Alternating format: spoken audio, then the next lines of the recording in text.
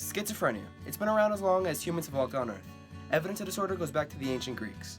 The disease leads people to live in their own false realities filled with hallucinations, delusional thoughts, and an entire altered fantasy that the person lives in.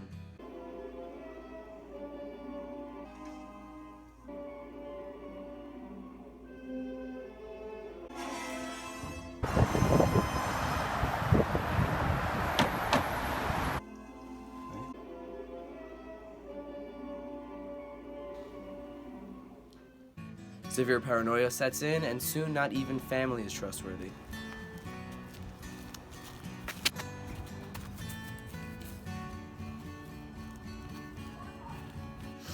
Treatments for the disorder have varied from special diets, purgatives, and bloodlettings, to boring holes through a patient's cranium to release the evil spirits molesting their brain. Apparently, you could rearrange the contents of a patient's brain by spinning them until they lost consciousness, or even force a seizure with electric shocks to convulse the brain, ridding it of the disorder.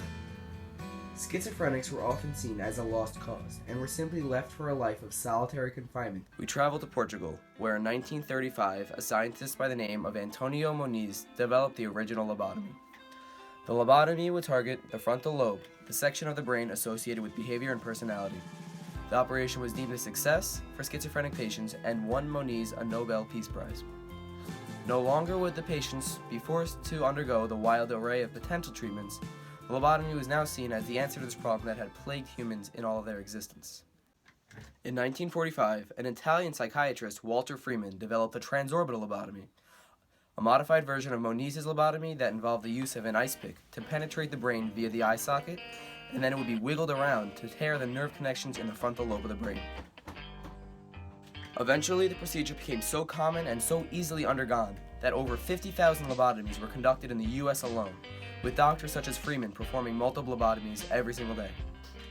However, there is a reason that we do not hear about the lobotomy as a treatment today. Although the procedure would commonly help the patient with their schizophrenia, more than just their disorder would be taken from them. The patients would no longer be as agitated and no longer be constantly paranoid, but they wouldn't be much of anything. They grew a sense of passiveness, a sense of dullness. Patients lost their personalities and were no longer able to live on their own. Patients lost the ability to think abstractly. They would simply react to whatever was put in front of them. Those who had been lobotomized could no longer think for the future. The concept of setting a goal would be too far-fetched to comprehend. The lobotomy was a recipe for a life of nothingness, of blank dullness. Do a little That's cool. I mean, does the trick. It kind of feels like I'm typing on a sheet of glass. Patients would become docile, giving simple answers to questions. Can you hear me? Yes. Can you see me? Yes. What is your name? Yes. Despite the severe side effects of the procedure, it was still conducted on the regular until the mid-20th century, as it was seen as a way to control insane asylum patients and to control the overcrowding of mental institutions. By the late 1950s, the serious effects of the procedure started to garner uneasiness in the medical society, and new techniques to treating schizophrenia emerged. Today, there are many strategies that doctors and scientists use to treat the mental illness. Antipsychotic and antidepressant medications are much more effective now than they have been before, as they offer far fewer side effects. However, talk therapy is beginning to stand out as the most effective solution to helping treat schizophrenia. Talk therapy is a strategy that involves establishing a connection to the patient, reaching to their interests, and letting them control their own lives. Little or no medications are involved, as it's all about helping the patient develop the mental strength to fight the spirits or voices that clog their minds. The strategy also involves reaching out to the families of the patients, giving helpful insights on how to deal with their behaviors in a constructive way.